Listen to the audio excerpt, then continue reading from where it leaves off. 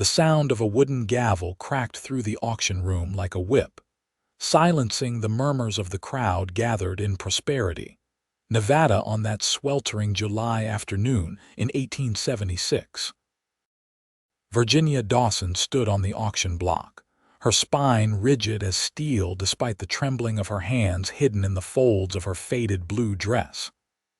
At 20 years old, she had never imagined her life would come to this, being sold to the highest bidder to settle her father's gambling debts. $500 for the girl, called the auctioneer, a portly man with a mustache that twitched when he spoke. A fine worker, healthy and strong, who'll give me $500. Virginia forced herself to stare at a point on the back wall, refusing to meet the leering gazes of the men in the crowd. Her father had disappeared 3 days ago, leaving behind nothing but promises and creditors. The owner of the Golden Nugget Saloon, Walter Jenkins, had wasted no time claiming her as payment, citing some agreement her father had apparently signed in desperation. $400, called a voice from the back. $450, countered another. Virginia bit the inside of her cheek until she tasted blood. How had it come to this? Just weeks ago, she'd been teaching the children of Prosperity in the one-room schoolhouse, earning a modest living that kept her and her father fed. She'd known about his gambling, of course, but had never imagined the depths of his debts. $500, called a new voice, deep and unfamiliar. The crowd parted slightly, revealing a tall man in a dark hat. Virginia allowed her gaze to drift toward him for just a moment. He stood apart from the others, shoulders back, face half hidden beneath the brim of his Stetson. Unlike the others, he wasn't leering. In fact, he seemed to be deliberately avoiding looking at her. $500 from Mr. Ross Lawrence, the auctioneer announced, sounding pleased. Do I hear $550? Walter Jenkins stepped forward, his thin lips curved in a scowl. $550, he countered, eyeing the stranger with open hostility. $600, the stranger Ross Lawrence responded without hesitation. A murmur rippled through the crowd. Virginia's heart hammered against her ribs. She knew what awaited her at Jenkins' saloon, a life of servitude that would destroy what little remained of her dignity. $700, Jenkins snapped. $800, came the immediate reply. Jenkins' face flushed red. $850, and that's my final offer. The auctioneer looked eagerly at Ross Lawrence, who had finally tilted his head up enough for Virginia to see his face clearly. He was younger than she'd initially thought, perhaps late 20s, with a strong jawline shadowed by several days' worth of beard. His eyes, when they briefly met hers, were a startling blue against his sun-darkened skin. $1,000, Ross said calmly, never breaking his gaze from Virginia's. A collective gasp rose from the onlookers. Even the auctioneer seemed stunned, his gavel suspended in mid-air. 1,000 going once, he recovered quickly, excitement edging his voice. Going twice. Jenkins spat on the ground and stormed away, cursing under his breath. Sold. To Mr. Ross Lawrence for $1,000. Virginia felt her knees weaken. Relief and terror battled within her as she was guided off the auction block by the auctioneer's assistant. What kind of man paid so much for a woman he didn't know? What would he expect in return? Ross Lawrence met her at the bottom of the steps. Up close, she could see the fine lines around his eyes, evidence of long days in the sun. "Miss Dawson," he said quietly, tipping his hat. "If you'll follow me, I have a wagon waiting." Virginia lifted her chin. "And if I refuse," something like admiration flickered in his eyes, "then I suppose I've just made a very poor investment." He gestured toward the town's main street. "But before you make that decision, I'd like a chance to explain." Virginia glanced around. The crowd was dispersing and Jenkins was nowhere to be seen. What choice did she really have? "Very well, Mr. Lawrence," she said, gathering what dignity she could muster. "Lead the way." Ross led her to a wagon hitched to two sturdy brown horses. He helped her up onto the seat without touching more than her hand, then climbed up beside her. The wagon rolled forward, leaving the auction site behind. "I own a cattle ranch about 10 miles east of town," Ross explained as they traveled down the dusty main street. "The Diamond L." Virginia kept her gaze straight ahead. "And what role do you envision for me there, Mr. Lawrence?" He cleared his throat. "None, Miss Dawson. I didn't purchase you to work for me." She turned to him then, confusion creasing her brow. "Then why, I purchased your contract to tear it up," he said simply. "You're free to go wherever you please. I can take you to the stage-coach station if you'd like, or to a neighboring town." Virginia stared at him, stunned into silence. "I don't understand." Ross guided the horses around a rut in the road before responding. "I was in town picking up supplies when I heard about the auction. It didn't sit right with me." His jaw tightened. "No person should be sold to pay another's debts." "You spent $1,000 on principal?" Virginia asked incredulously. A faint smile touched his lips. "My father left me a profitable ranch. I can afford principals now and then." Virginia looked away, unexpected tears burning her eyes. "I have nowhere to go," she admitted softly. "My teaching position will have been filled by now, and the room I rented." She trailed off, thinking of the meager possessions she'd left behind when Jenkins' men had come for her. "I may have a solution if you're amenable," Ross said carefully. "My housekeeper, Mrs. Holloway, has been after me to hire a tutor for the ranch children, my foreman's 3 youngsters and a few others from neighboring homesteads. They're too far to attend the town school regularly." Hope flared within Virginia. "You'd hire me as a teacher?" "If you're qualified and willing. The position comes with room and board at the ranch house, separate from the bunkhouse where the men stay. Mrs. Holloway is a proper chaperone. She runs the house with an iron fist." His smile widened slightly. "And you'd be paid a fair wage." "Why would you do this for a stranger?" Virginia asked, still wary despite her desperate circumstances. Ross was quiet for a long moment. "My sister was in a similar situation once," he finally said. "She didn't receive help in time." The simple statement hung in the air between them.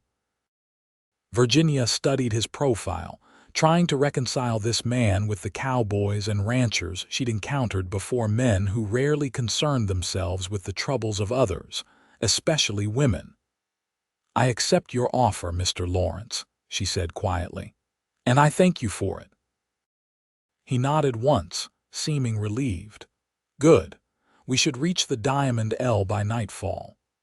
As the wagon left the town of Prosperity behind, Virginia felt something she hadn't experienced in years: hope. Perhaps this was a second chance, one she hadn't expected but desperately needed. The Diamond L Ranch sprawled across rolling grasslands bordered by distant mountains. As Ross guided the wagon through the main gate with its wooden arch bearing the ranch's brand, Virginia took in the size of the operation. A large 2-story house stood at the center, with a barn, bunkhouse, and various outbuildings arranged nearby. Cattle dotted the surrounding pastures, and several cowboys were visible working with horses in a corral. "It's larger than I expected," Virginia commented. "My father started with 50 acres and 10 head of cattle," Ross explained. "Now we have over 5,000 acres and nearly 800 head. It's taken 20 years of hard work." The wagon rolled to a stop in front of the main house, and before Ross could climb down, the front door opened to reveal a stout woman with silver-streaked dark hair pulled into a severe bun. "About time you returned, Mr. Lawrence," she called. "Dinner's nearly cold and you've had visitors waiting for over an hour," Ross sighed. "Mrs. Holloway," he said as he helped Virginia down from the wagon, This is Miss Virginia Dawson. She'll be staying with us as the children's teacher. Mrs. Holloway's stern expression softened slightly as she assessed Virginia. Well, it's about time. Those children are running wild as jackrabbits with no proper learning. She beckoned impatiently. Come inside, dear. You look dead on your feet, and I'll wager you haven't eaten proper in days. Virginia found herself ushered into the house before she could respond. The interior was surprisingly elegant, with polished wooden floors and comfortable furnishings. A large stone fireplace dominated one wall of the main room. Your visitors are in the study, Mrs. Holloway informed Ross. Something about cattle prices. I've put Miss Dawson in the blue room upstairs. Dinner in 10 minutes and I won't hear any excuses. With that, she steered Virginia toward the stairs, leaving Ross to handle his business matters. Don't mind my manner, Mrs. Holloway said as they climbed the stairs. 20 years I've kept house for the Lawrences, and it's the only way to manage when you're surrounded by men who'd track mud across clean floors without a second thought. Virginia smiled, warming to the older woman's forthright manner. I appreciate your welcome, Mrs. Holloway. The housekeeper showed her to a pleasant room with blue-patterned wallpaper and a brass bed with a patchwork quilt. Washrooms down the hall. There's hot water in the pitcher, and I'll have a bath sent up after dinner if you like. That's very kind, Virginia said, momentarily overwhelmed by the sudden turn in her fortunes.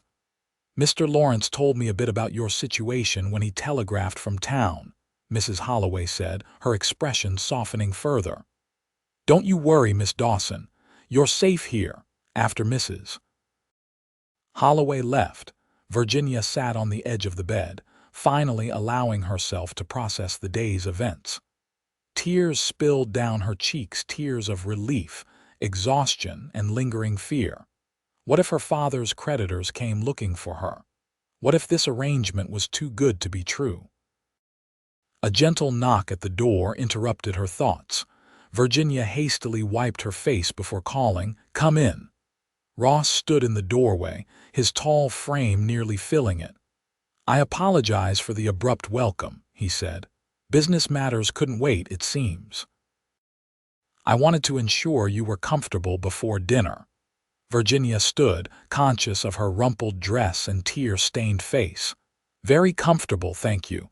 Your home is lovely. He glanced around the room as if seeing it anew. It was my mother's doing, most of it. She passed 5 years ago, but Mrs. Holloway has maintained everything as she left it.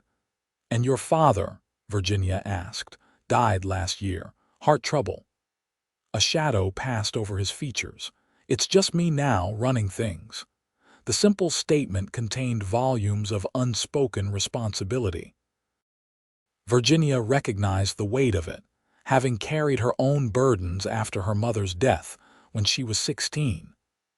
Mrs. Holloway mentioned children requiring education, Virginia said, changing the subject. Perhaps tomorrow you could tell me more about what you expect from their schooling.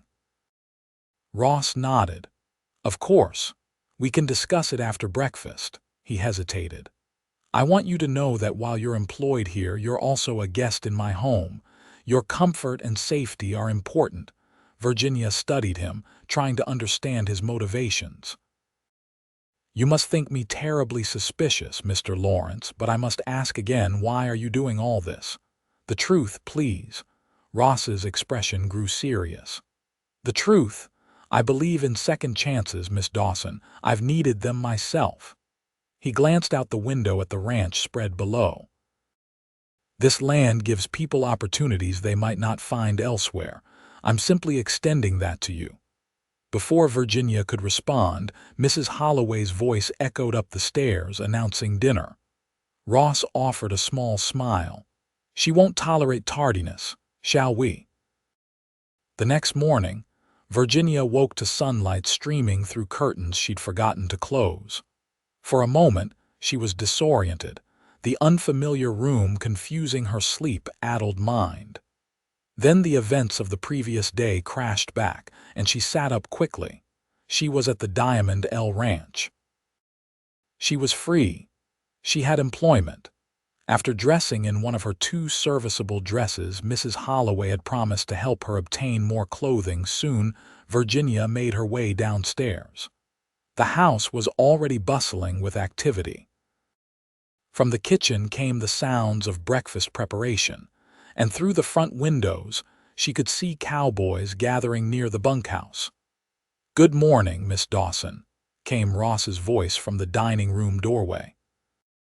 He was dressed for ranch work in denim trousers and a chambray shirt, his dark hair still damp from washing. "Did you sleep well?" "Better than I expected," Virginia admitted. "Thank you. Breakfast is nearly ready.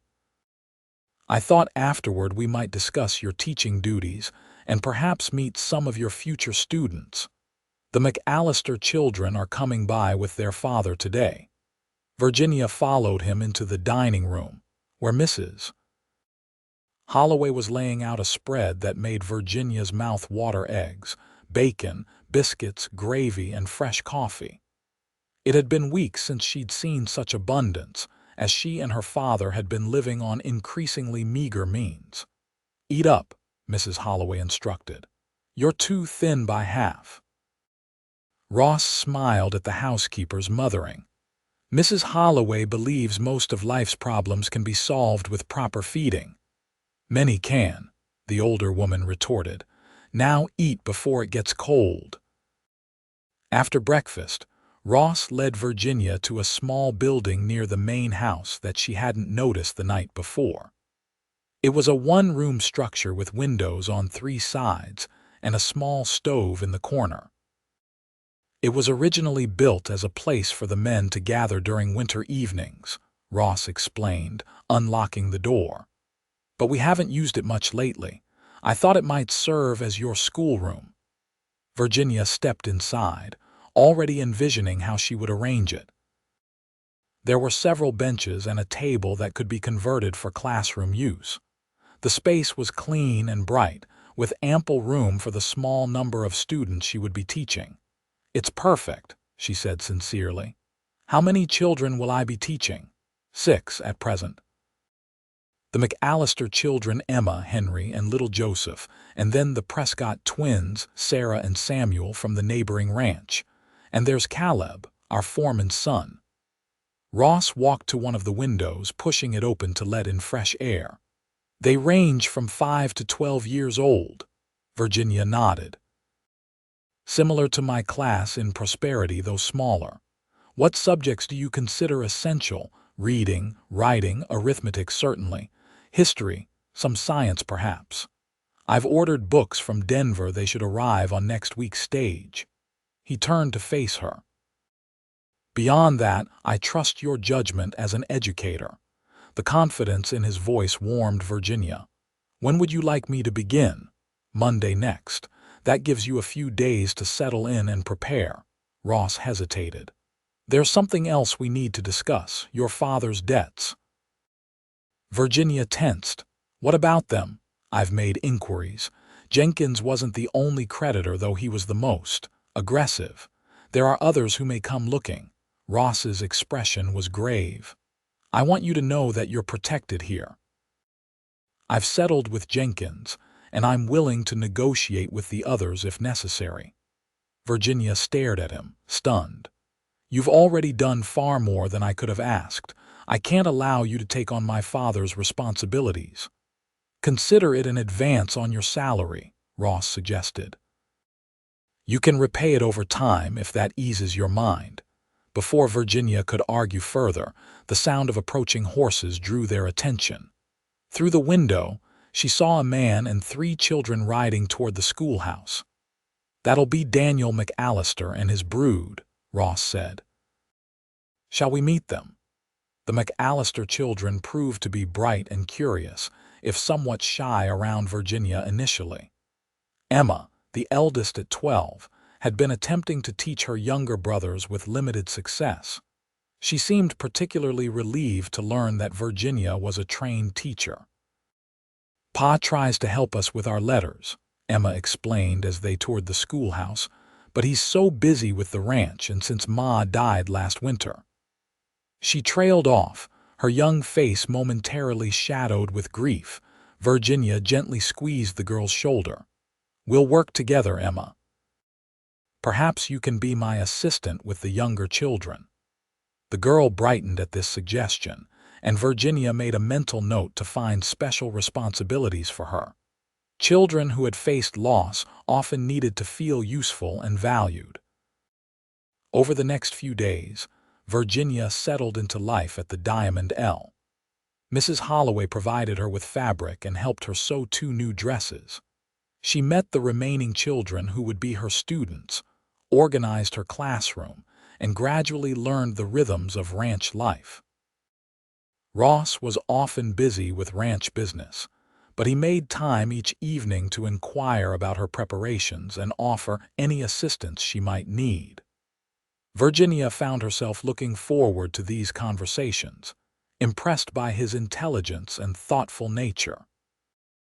On Friday evening, as they sat on the front porch after dinner, Ross surprised her with a question. The ranch hands are having a small gathering tomorrow night, music, some dancing. Nothing elaborate, but they've invited us to join them. Would you be interested in attending? Virginia hesitated. Would it be appropriate? I'm your employee, after all. You're also a member of this household, Ross countered, and it might be good for you to meet more of the ranch community in a social setting. His blue eyes held a warmth that made Virginia's heart beat faster. Besides, I'm told I'm in desperate need of dancing practice. His self-deprecating humor drew a smile from Virginia. In that case, how could I refuse? The next evening, Virginia dressed with unusual care in her best dress, a dark blue cotton that Mrs. Holloway had helped her alter to better fit her slender frame. She pinned her light brown hair up in a style more elaborate than her usual practical bun, allowing a few curls to frame her face. When she descended the stairs, she found Ross waiting in the front hall.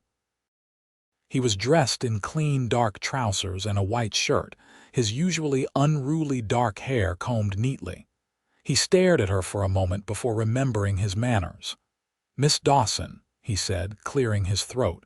"You look lovely." Virginia felt a blush warming her cheeks. "Thank you, Mr. Lawrence." The gathering was being held in the barn, which had been cleared and swept for the occasion. Lanterns hung from the rafters, casting a warm glow over the space. Several ranch hands had brought instruments of fiddle, harmonica, and guitar and were playing lively tunes. Others had brought their families, including some of Virginia's future students, who ran about playing games in one corner.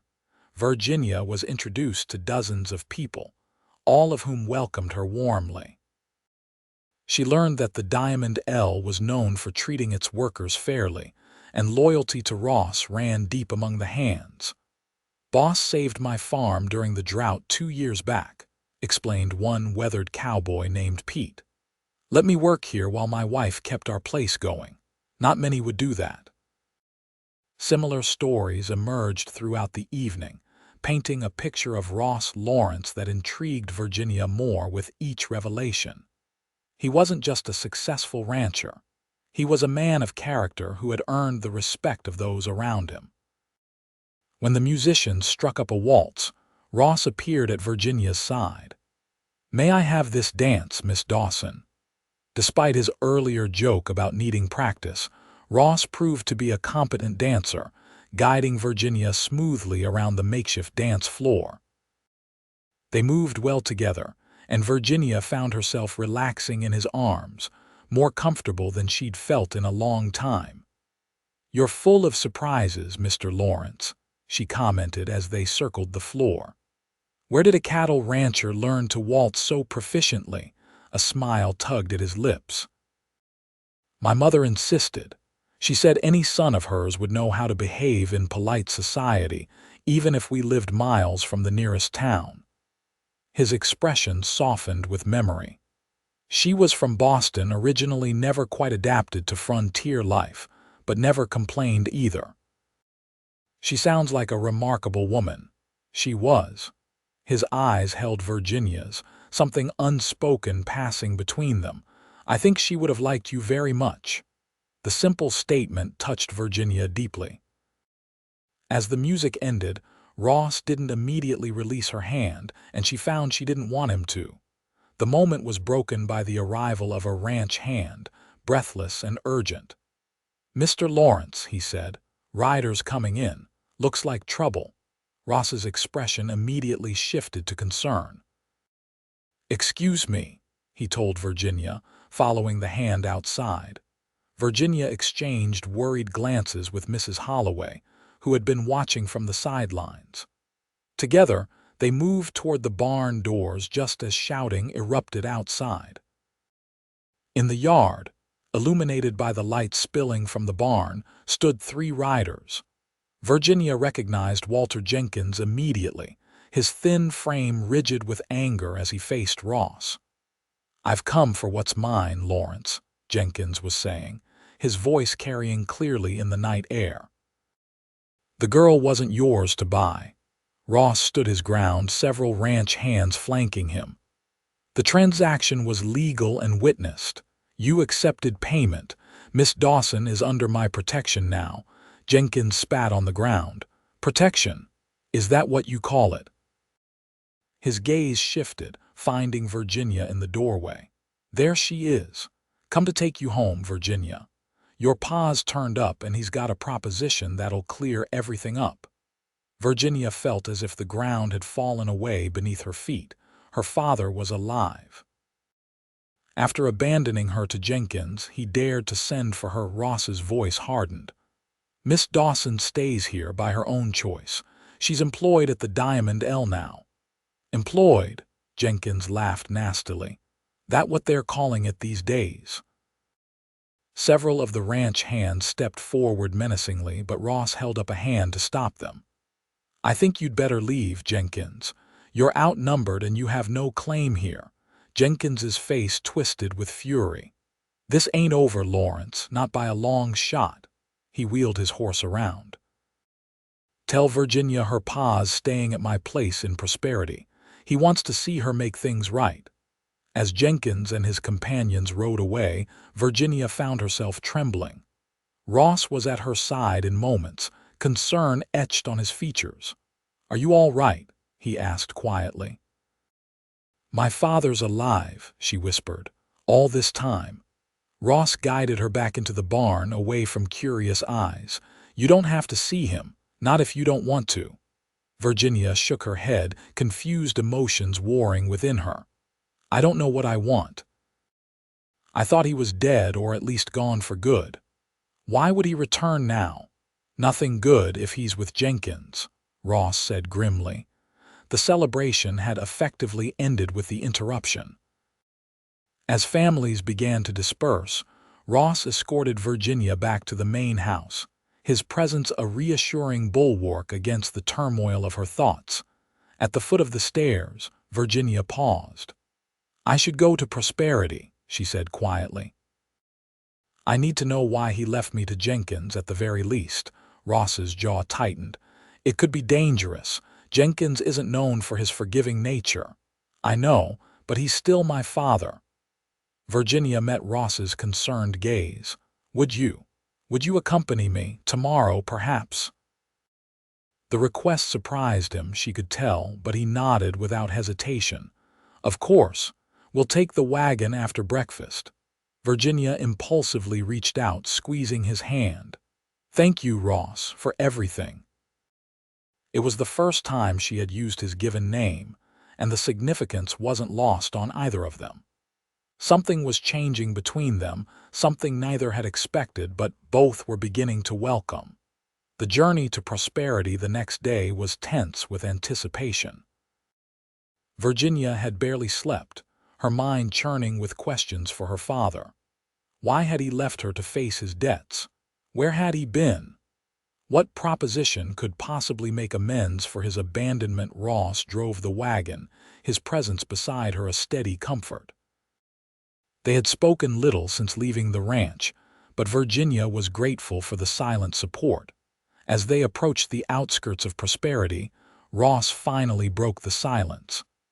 "Whatever happens today, remember that you have choices now. You don't owe your father anything." Virginia nodded, though anxiety still knotted her stomach. "I know. I just need answers." The Golden Nugget Saloon stood at the far end of Prosperity's Main Street, its gaudy facade a stark contrast to the more respectable businesses nearby. Ross tied the horses at a hitching post across the street. "Let me go in first," he suggested. "Jenkins might have men waiting." Virginia shook her head firmly. "We go together. I won't hide." Ross didn't argue, though his expression made it clear he didn't like it. He offered his arm, which Virginia took, drawing strength from his solid presence as they crossed the street and entered the saloon. Despite the early hour, the Golden Nugget was already doing business. Several men nursed drinks at scattered tables, while a tired-looking woman swept the floor near the bar. Jenkins himself stood behind the counter, a calculating smile spreading across his face as he spotted them. "Well, well, didn't think you'd actually come." His gaze raked over Virginia. "Your pa's upstairs, room 3. Ross's arm tensed beneath Virginia's hand. "We'll see him down here." Jenkins shrugged. "Suit yourself." He called over his shoulder, "Harold, visitors." Minutes later, Harold Dawson descended the stairs, looking considerably worse for wear than when Virginia had last seen him. His clothes were rumpled, his face unshaven, and a yellowing bruise encircled one eye. Despite everything, Virginia felt a pang of concern for the man who had raised her, however imperfectly. "Virginia," he said, his voice hoarse. "You came." "I came for answers," she replied coldly, "not reconciliation." Her father flinched at her tone but nodded. "Fair enough. Could we sit?" They moved to a table in the corner, as far from the other patrons as possible. Virginia was acutely aware of Jenkins watching them from the bar, his thin smile never wavering. "Where have you been?" Virginia demanded once they were seated. "You left me to be sold to pay your debts." Harold Dawson had the grace to look ashamed. "I never thought Jenkins would go that far. I was trying to get money to pay him off, went to Carson City where I heard there was work. By the time I got back," he glanced at Ross, "heard this fella bought your contract." "Mr. Lawrence saved me from a fate you condemned me to," Virginia said, her voice tight with emotion. "He's given me honest employment and treated me with respect, something you might learn from." Her father shifted uncomfortably. "Look, I've got a plan to make things right. There's a silver claim that I've been working on secretly. It's showing promise. I need just a little more time and money to develop it, and then I can pay everyone back with interest." Virginia stared at him incredulously. "Another scheme? That's your solution?" "It's legitimate," Harold insisted. "Jenkins has seen the samples. That's why he's backing me now. All I need is for you to sign some papers. Since your mother's death, her property technically passed to you, not me. If you sign it over, we can use it as collateral for the equipment we need." "What property?" Virginia asked, confused. "Mother had nothing when she died." Harold glanced nervously at Jenkins before leaning closer. "The deed to land in California. She never told you because she didn't want it used for my ventures. But it's real, 80 acres near Sacramento. Worth a small fortune now." Virginia felt as if she'd been struck. Her mother had kept this secret all those years, even as they sometimes struggled to put food on the table. It must have been her safeguard protection against Harold's reckless habits. "So that's why Jenkins let you return," Ross interjected, his voice hard. "He wants Virginia's land." Harold had the decency to look embarrassed. "The silver claim is real. Once it pays off, Virginia gets the deed back." "And if it doesn't?" Virginia challenged. "What then?" "I lose Mother's legacy forever." "It will pay," Harold insisted. It has to. Virginia stood abruptly. No, I won't sign anything.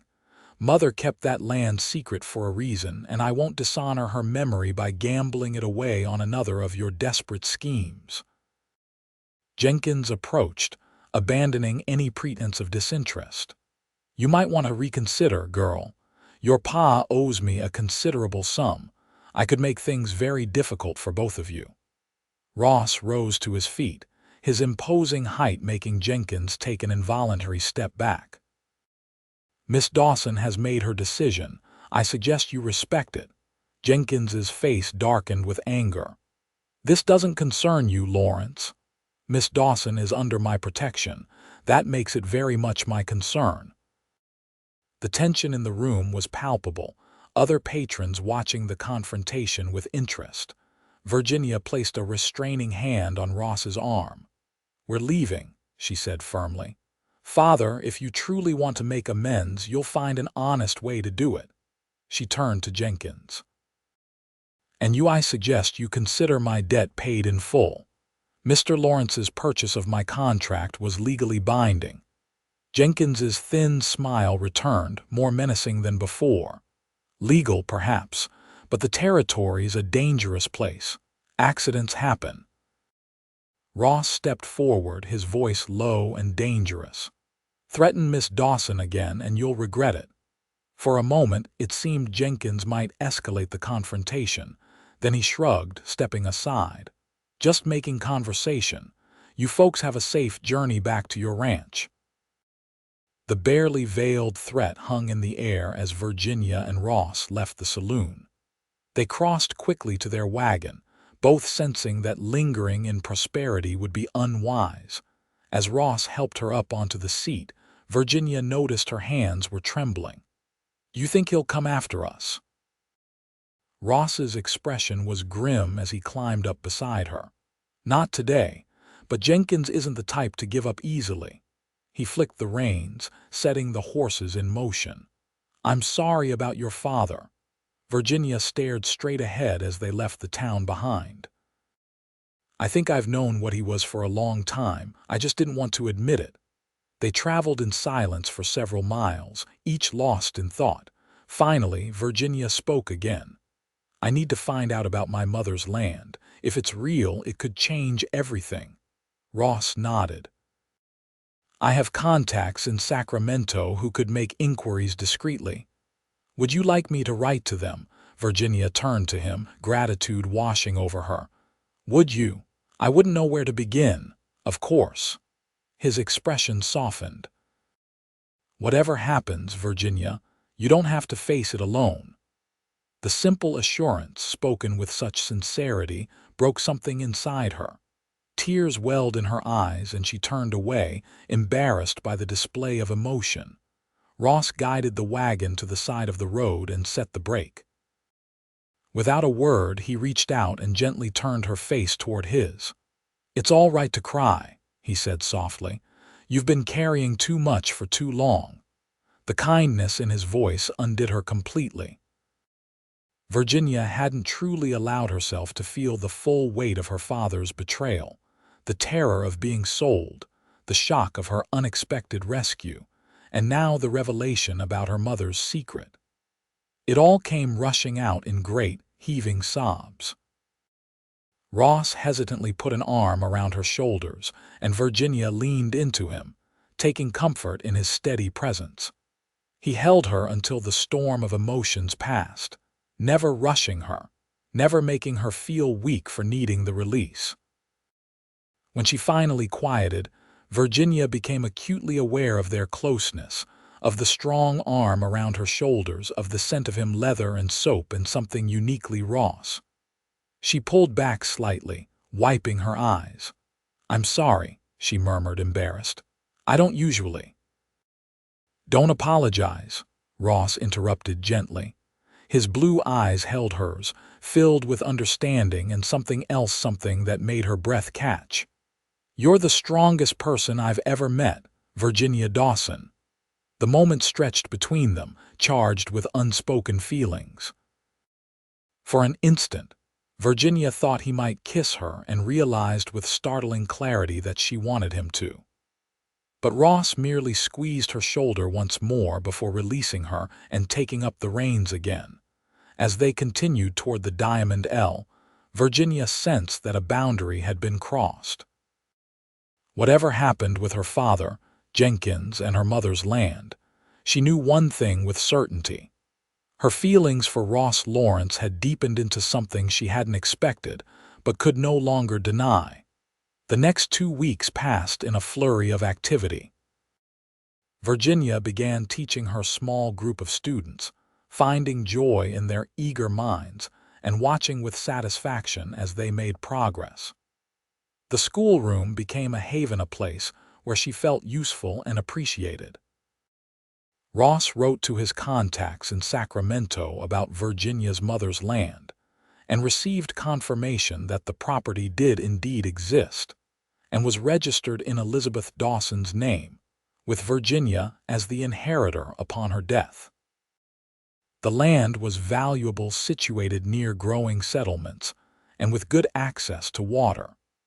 The revelation both validated her decision not to sign it over to her father and raised questions about what she might do with such an asset.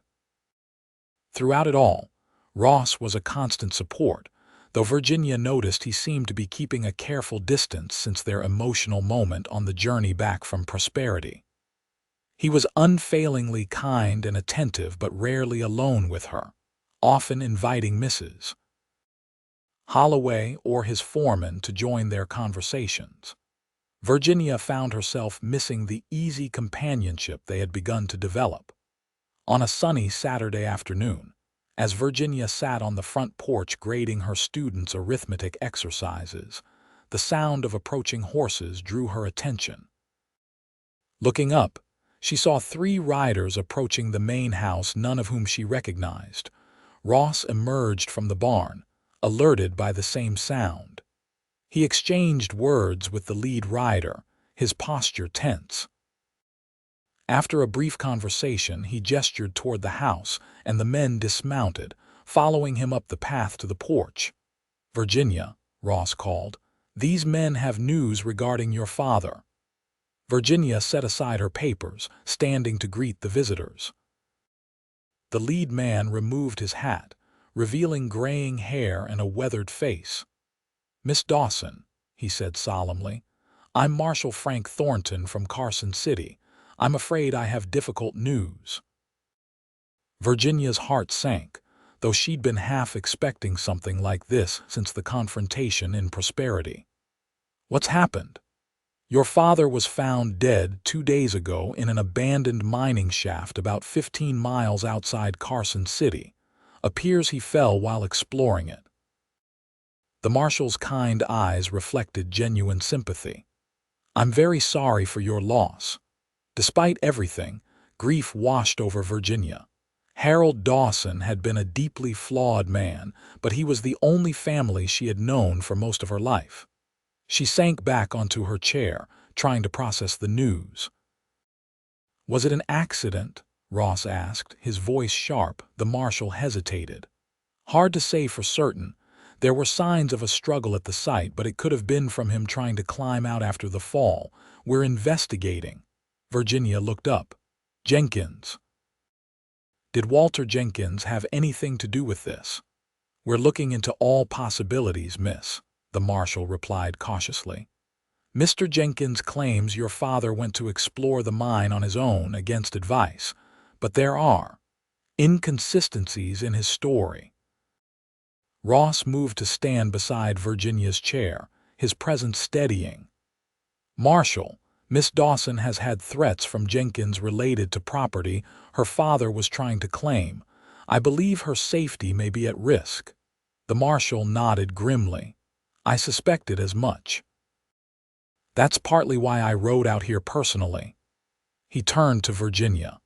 "Miss Dawson, we'll need your statement about these threats and any information you have about your father's dealings with Jenkins." The next hour was spent giving the marshal a full account of everything that had happened, from her father's disappearance to Jenkins's attempt to sell her. Ross's intervention, and the confrontation in Prosperity. The marshal took detailed notes, his expression growing more concerned as the story unfolded. "This is serious business," he said when Virginia had finished. "Mr. Jenkins has connections in the territory, some of them in law enforcement.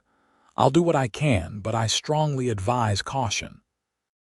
He glanced at Ross. "I understand you've been providing Miss Dawson with protection. I'd suggest maintaining that arrangement for the time being." Ross's jaw tightened. "Of course. Virginia is welcome at the Diamond L for as long as she wishes to stay." After the marshal and his deputies departed, promising to send word of any developments, Virginia found herself alone with Ross for the first time in days. The shock of her father's death was setting in, bringing with it a complicated mix of grief, anger, and guilt. "I should have tried harder to help him," she said quietly, staring out at the ranch land stretching before them. Ross leaned against the porch railing, facing her. "You can't save someone who doesn't want saving, Virginia. Your father made his choices." "But if I had gone with him, then you might be dead too," Ross interrupted firmly. "And that's assuming it was an accident, which the marshal clearly has doubts about." Virginia looked up at him, suddenly fearful. "Do you think Jenkins killed him?" Ross chose his words carefully. "I think Jenkins is capable of it, especially if your father was becoming a liability rather than an asset." The implication hung heavy in the air between them. If Jenkins had arranged Harold Dawson's death, he might not stop there. The land, Virginia realized. "Without my father, Jenkins has lost his link to my mother's property, unless," her eyes widened, "unless something happens to me too." Ross knelt beside her chair, taking her hands in his. "Nothing is going to happen to you, I promise you that." The fierce protectiveness in his voice warmed Virginia, even through her fear. "I can't put you and everyone at the Diamond L at risk. Perhaps I should go somewhere Jenkins can't find me." "Running won't solve this," Ross said firmly. "We need to confront the threat directly." His blue eyes held hers intently. "Do you trust me, Virginia?" The question seemed to encompass far more than just their current predicament. Virginia found herself nodding without hesitation. "Yes, I trust you." Something shifted in Ross's expression, relief, perhaps, or resolve. "Then we'll face this together." He squeezed her hands gently before releasing them and standing. "I have an idea, but I need to send some telegrams first. Will you be all right while I ride into town?" Virginia straightened her shoulders, drawing on inner reserves of strength. "I'll be fine, Mrs. Holloway and the ranch hands are here." Ross nodded, though concern still shadowed his features. "I'll be back before nightfall. Stay close to the house until then." As Ross rode away, Virginia couldn't shake the feeling that events were accelerating toward some inevitable confrontation. Whatever happened, she was grateful not to be facing it alone. Ross returned as promised, just as the sun was setting. Virginia had spent the afternoon helping Mrs. Holloway with household tasks, finding comfort in the routine work and the older woman's no-nonsense companionship. When she heard hoofbeats in the yard, she went to the window, relief washing over her at the sight of Ross dismounting. He entered the house looking tired but determined. After greeting Mrs. Holloway, he asked Virginia to join him in the study, a room that had belonged to his father, and still bore the imprint of the elder Lawrence's personality in its leather-bound books and sturdy furniture. "I've set several things in motion," Ross explained, gesturing for Virginia to take a seat while he remained standing, too restless to sit. "First, I've engaged a lawyer in Sacramento to secure your legal claim to your mother's property. He'll also investigate the circumstances of your father's death independently of the marshal's efforts." Virginia nodded, impressed by his thoroughness. "Thank you." "Second," Ross continued. "I've arranged for additional men to patrol the ranch boundaries. If Jenkins is planning something, he won't find us unprepared. You shouldn't have to turn your home into a fortress because of me," Virginia protested. Ross waved away her concern. "The Diamond L has faced threats before rustlers land disputes. This is no different." But it was different, and they both knew it. The danger centered on Virginia personally, making her presence a liability to everyone at the ranch. "There's a third option," Ross said, his voice taking on an uncertain quality that Virginia had never heard from him before. "One that would solve several problems at once, though I'd planned to approach it quite differently and certainly not so soon." Virginia looked at him quizzically. "What option?" Ross paced to the window, then back again, uncharacteristically hesitant. "Marriage," he finally said, turning to face her directly. "If you were to become my wife, your legal status would change. The property would be under my protection as well as yours, making it much more difficult for Jenkins to challenge." Virginia stared at him, momentarily speechless. Of all the solutions she might have expected, this wasn't one of them. "I realize it's sudden," Ross hurried on, misinterpreting her silence, "and hardly the romantic proposal a woman deserves, but it would be a practical arrangement that benefits us both. The ranch needs a mistress, the children need a teacher, and you need protection." Virginia found her voice at last. "And what would you gain from this arrangement, Ross?" He met her gaze steadily. "A partner. Someone to share the burden of running the Diamond L. Someone whose judgment and character I've come to respect enormously." It was a careful answer, truthful but incomplete. Virginia sensed there was more he wasn't saying. "Is that all?" she asked quietly. Ross hesitated, vulnerability flickering across his features. "No," he admitted softly. "That's not all." He crossed the room to kneel before her chair, taking her hands in his as he had done earlier that day. This time, however, the gesture carried different meaning.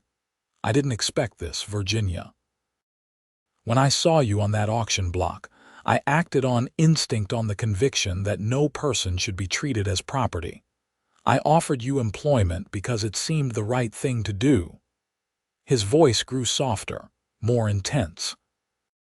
"I didn't anticipate how quickly you would become essential to the Diamond L, to me." Virginia's heart quickened. "Ross, let me finish," he urged gently. "I know it hasn't been long. I know there are practical reasons for marriage that have nothing to do with feelings. But I want you to know that my feelings are very much involved." His blue eyes held hers with unwavering sincerity. "I'm falling in love with you, Virginia Dawson. I would be honored if you would consider becoming my wife, not just for protection or practicality, but because I believe we could build something remarkable together."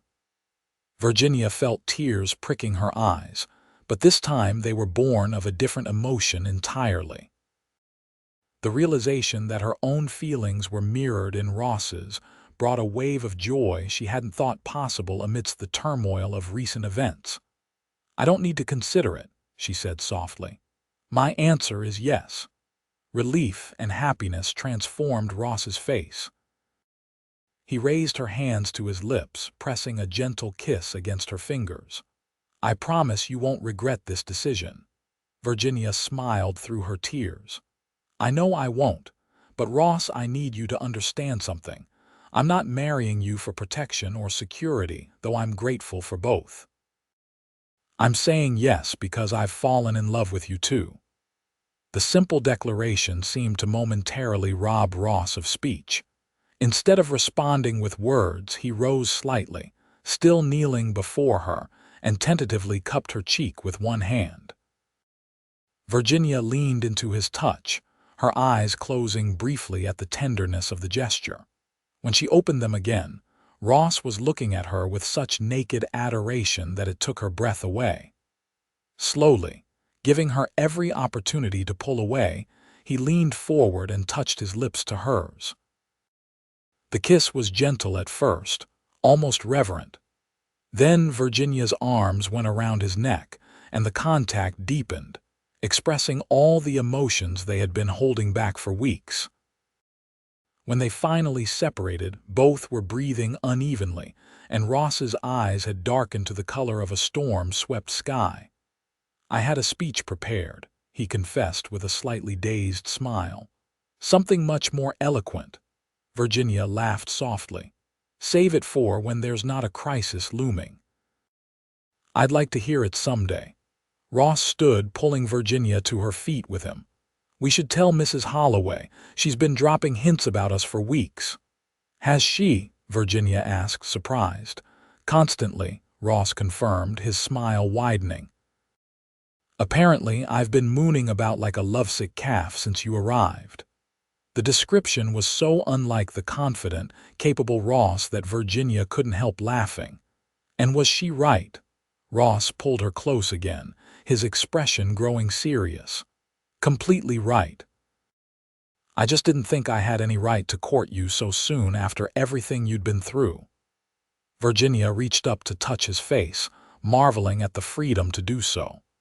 "You rescued me, gave me employment, respected my independence, and never once made me feel like I owed you anything. If that's not the right way to court a woman, I don't know what is." Their second kiss was interrupted by a discreet cough from the doorway. Mrs. Holloway stood there, her usual stern expression softened by a knowing smile. "Dinner's ready," she announced. "Though I can see you two might prefer to keep discussing matters." Ross didn't release Virginia, though he did turn to face the housekeeper. "Mrs. Holloway, I've asked Miss Dawson to marry me, and she's agreed." The older woman snorted. "About time. I was beginning to think I'd need to lock you two in the pantry to get things moving." Her eyes twinkled with genuine pleasure. "Congratulations. This house has needed a proper mistress since your mother passed." As they followed Mrs.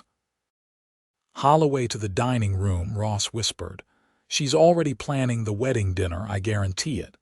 Virginia squeezed his hand. "Let her. I have a feeling we're going to need all the help we can get, especially with Jenkins still out there." Ross's expression darkened momentarily. "Jenkins won't be a problem for much longer. Trust me on that." The quiet confidence in his voice reassured Virginia more than any elaborate security plans could have. Whatever came next, they would face it together.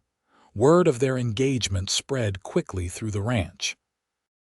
The hands offered hearty congratulations, and Virginia's students were delighted by the news, especially Emma McAllister, who had developed a particular attachment to her teacher. "Will you still teach us after you're Mrs. Lawrence?" the girl asked anxiously during lessons the following Monday. Virginia smiled reassuringly. "Of course. Being married won't change my commitment to your education." Emma nodded seriously. "Good. Pa says Mr. Lawrence is the finest man in the territory, but I wanted to be sure." The endorsement from Daniel McAllister, a man Virginia knew to be careful with his praise, touched her deeply. It was further confirmation that Ross was respected not just as a successful rancher, but as a man of character. Ross suggested a swift wedding, given the circumstances, and Virginia agreed. They decided on a simple ceremony the following Saturday, with only the ranch community and a few close friends in attendance. Mrs. Holloway took charge of the preparations with characteristic efficiency, while Ross rode to the nearest town with a proper church to speak with the minister. On Wednesday afternoon, as Virginia was dismissing her students, a ranch hand appeared at the schoolhouse door. "Miss Dawson," he said urgently, "Mr. Lawrence asks that you come to the main house right away. We have visitors." Virginia's heart sank. "Jenkins," the hand shook his head. "Marshal Thornton and some other official-looking gents."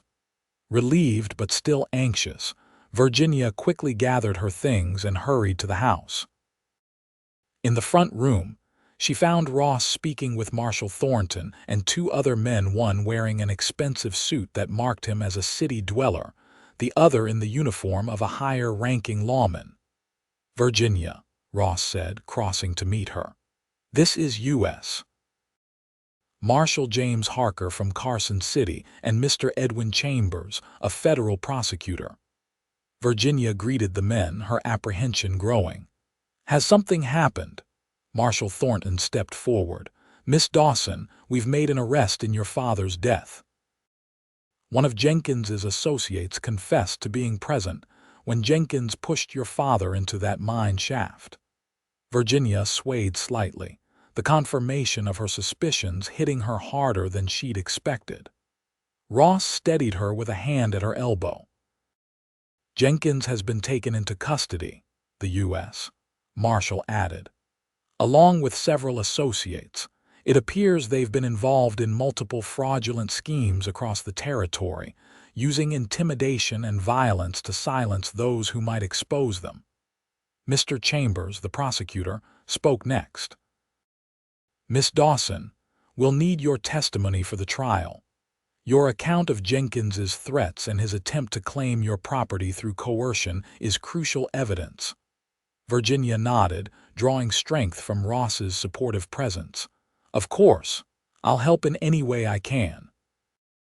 The officials stayed for dinner, discussing the case in further detail. Jenkins faced multiple charges, including murder, fraud, and racketeering. With the evidence they had gathered, including the testimony of his former associate, conviction seemed likely. He would be held in Carson City until the trial, effectively neutralizing the threat he posed to Virginia. After the lawman departed, promising to send word about the trial date, Virginia and Ross sat together on the front porch, watching the sunset paint the landscape in gold and crimson. "It's over," Virginia said softly. "I can hardly believe it." Ross took her hand, his thumb tracing circles on her palm. "Not quite over, there's still the trial, but Jenkins can't harm you now." Virginia turned to him, a question forming that she'd been hesitant to ask. "Does this change anything?" "About Saturday, I mean. Now that the danger is past, if you wanted to wait." Ross silenced her with a gentle finger against her lips. "The danger was never my reason for asking you to marry me, Virginia. It merely accelerated the timing of a proposal I was already planning to make." His eyes held hers with unwavering certainty. "I love you. That hasn't changed, and it won't." The simple declaration warmed Virginia to her core. "I love you too," she replied, the words coming easily now. "Saturday can't come soon enough." Saturday dawned clear and bright, as if nature itself approved of the union about to take place. The Diamond L was transformed, the yard swept clean, wildflowers arranged in every available container, tables set up beneath the trees for the celebration to follow the ceremony. In the blue bedroom that would soon no longer be hers, Virginia prepared with Mrs. Holloway's help. The housekeeper had surprised her with a wedding gift, a beautiful ivory dress that had belonged to Ross's mother, carefully altered to fit Virginia's slimmer frame. "She would have wanted you to have it," Mrs. Holloway said gruffly, blinking away unexpected tears as Virginia stood before the mirror. "Never thought I'd see it worn again." Virginia was touched beyond words. "Thank you," she managed, "for everything, Mrs." Holloway straightened Virginia's hair one last time. "You're good for him. The boy's carried too much on his shoulders since his father died. He needs someone to remind him there's more to life than work and duty." Before Virginia could respond, a knock came at the door. It was Emma McAllister, holding a bouquet of wildflowers tied with a blue ribbon. "Pa and I picked these this morning," the girl said shyly, "for you to carry." Virginia bent to embrace the child. "They're perfect, Emma, thank you." From outside came the sound of a fiddle starting up, the signal that the minister had arrived, and it was time for the ceremony to begin. Mrs. Holloway shooed Emma downstairs to join the other children, then turned to Virginia one last time. "Ready?" Virginia nodded, a profound sense of rightness settling over her. "Ready."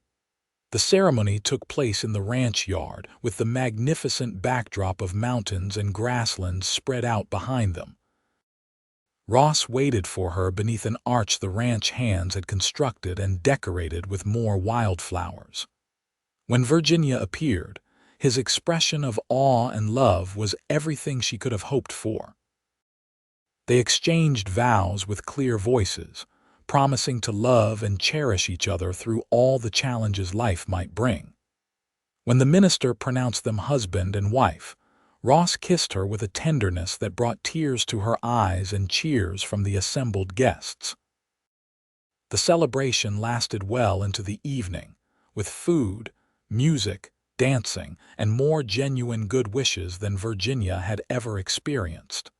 As night fell and lanterns were lit around the yard, Ross drew her away from the festivities for a moment of privacy. "Happy, Mrs. Lawrence?" he asked, his arms encircling her waist. Virginia smiled up at him, still marveling at how perfectly she fit against him. "Happier than I ever thought possible." She reached up to touch his face. "Just a few months ago, I thought my life was over. Now it feels like it's truly beginning." Ross captured her hand and pressed a kiss to her palm. "I promise you a good life, Virginia. Not always an easy one. Ranching has its hardships, but one filled with love and respect." "That's all I could ask for," Virginia replied softly. "That, and the chance to build something meaningful together." Ross's expression grew serious. "There's something I've been meaning to discuss with you. Your mother's land in California." Virginia nodded. "I've been thinking about that too." "It's your property," Ross said firmly. "Whatever you decide to do with it, sell it, keep it, develop it, I'll support your choice. I want that to be clear." The declaration confirmed what Virginia already knew, that Ross was a man who viewed marriage as a true partnership, not an opportunity to absorb a woman's property as his own. "I've been considering selling it," Virginia admitted. "Not all of it, perhaps, but enough to establish something here, something that would be ours together, but also something in my name." Ross looked at her with interest. "What did you have in mind?" Virginia had been refining the idea ever since learning about her inheritance. A proper school for the children of the area. Not just a one-room schoolhouse, but an institution that could serve the community as it grows, with dormitories for children from the more distant homesteads. Ross's face lit with approval. "It's a wonderful idea. The nearest real school is 50 miles away in Carson City, too far for most families to send their children." "Would you mind," Virginia asked, "if I pursued something separate from the ranch work?" Ross laughed, drawing her closer. "Mind?" "Virginia, one of the things I love most about you is your independence and determination. Of course I don't mind. In fact, I'd like to help if you'll allow it." Virginia felt a rush of gratitude for this man who understood her need for purpose beyond being a wife. "We'll build it together then. A legacy that will serve the community long after we're gone." Ross bent to kiss her again, sealing the promise. "We should return to our guests," he murmured against her lips, "before they come looking for us." As they walked back toward the celebration, hand in hand, Virginia reflected on the extraordinary turn her life had taken. From the auction block to becoming a respected teacher and the wife of a man she deeply loved, a journey she could never have predicted, but would forever be grateful for. The trial of Walter Jenkins took place in Carson City 3 months later. Virginia testified calmly and clearly about his threats and coercion, her quiet dignity impressing the judge and jury. With the weight of evidence against him, including the testimony of his former associate, Jenkins was convicted of murder and multiple counts of fraud. The sentence was life imprisonment, ending forever the threat he posed. Life at the Diamond L settled into a rhythm that brought Virginia profound contentment. She continued teaching her small group of students while working with Ross to develop plans for the larger school. Using funds from the sale of a portion of her California property, they purchased land adjacent to the ranch and began construction the following spring. The Diamond L prospered under their joint stewardship. Ross's expertise with cattle combined with Virginia's sharp mind for business and accounting made them a formidable team. They expanded the operation, adding new breeding stock and experimenting with crops that could thrive in the Nevada climate. 2 years after their wedding, Virginia gave birth to their first child, a son they named William Harold Lawrence, honoring both Ross's father and, in a gesture of forgiveness, Virginia's. The baby brought a new dimension of joy to their lives, and Ross proved to be a devoted father, often carrying the infant with him as he went about his ranch duties. In the spring of 1880, the Prosperity Valley School opened its doors to 28 students from throughout the region. Virginia served as headmistress, with 2 additional teachers hired from San Francisco. The school quickly gained a reputation for excellence, drawing families to settle in the area and helping to transform the once isolated ranching community. On the 5th anniversary of their wedding, Ross surprised Virginia with a special gift, the deed to her mother's remaining California property, which he had secretly purchased from the buyer when Virginia sold it. "Why?" Virginia asked, stunned by the gesture. Ross smiled, taking her hands in his. "Because it was your mother's legacy to you, because our children should know that part of their heritage, and because you deserve to have back what was nearly stolen from you." Virginia embraced him, overcome with emotion. "Thank you for understanding how much it means to me." Their family grew with the addition of twin daughters, Elizabeth and Catherine, in 1882, and another son, James, 3 years later. The Diamond L expanded accordingly, with new rooms added to the main house and the school continuing to flourish under Virginia's guidance. On a warm evening in the summer of 1886, Virginia and Ross sat on the porch of their home, watching their children play in the yard as the sun set over the mountains. William, now 8, was showing his 5-year-old sisters how to lasso a practice post, while baby James slept peacefully in Virginia's arms. "Did you ever imagine this?" Ross asked, his arm around Virginia's shoulders. "That day in Prosperity when Jenkins put you on that auction block?" Virginia shook her head, leaning into her husband's embrace. "Never. I thought my life was ending that day. I couldn't see beyond my fear." Ross pressed a kiss to her temple. "I knew from the moment I saw you standing there, refusing to be broken by what was happening, that you were extraordinary." Virginia smiled, looking out at their children, their home, the school visible in the distance. "We built something beautiful here, didn't we? Something that matters." "We did," Ross agreed, "and we're just getting started." He turned to face her, his blue eyes still holding the same admiration and love they had 10 years earlier. "I fall more in love with you every day, Virginia Lawrence. Thank you for saying yes to a cowboy who hardly knew how to court a lady properly." Virginia laughed, shifting baby James to free a hand to touch her husband's face. "You did just fine, Ross Lawrence, better than fine. You offered your heart along with my freedom, the 2 things I needed most in this world." As the last rays of sunlight gilded the landscape around them, Virginia reflected on the journey that had brought them here. From desperate circumstances had come unexpected joy, a loving marriage, beautiful children, meaningful work, and a community they had helped to build. What had begun as an impulsive rescue by a stranger had grown into a partnership that enriched not only their lives but the lives of everyone around them. It was more than Virginia had ever dared to dream, and every day she was grateful for the man who had seen her worth when she stood on that auction block, and who continued to see it, cherish it, and help it flourish with each passing year.